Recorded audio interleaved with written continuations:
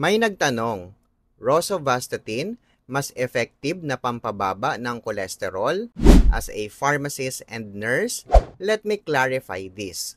Rosuvastatin is a type of statin na ginagamit para pababain ang LDL o bad cholesterol at para protektahan ang puso at mga ugat laban sa komplikasyon gaya ng stroke at heart attack.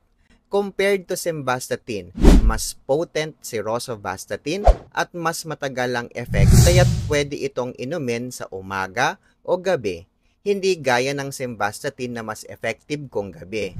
Ginagamit ito lalo na sa mga high-risk patients tulad ng may diabetes, previous heart attack at sobrang taas ng kolesterol.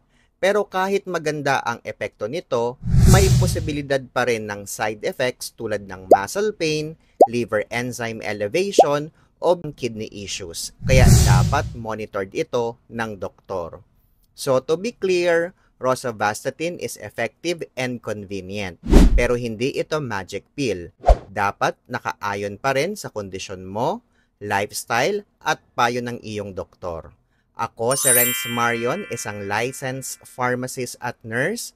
Para sa mga gamot tips, follow for more.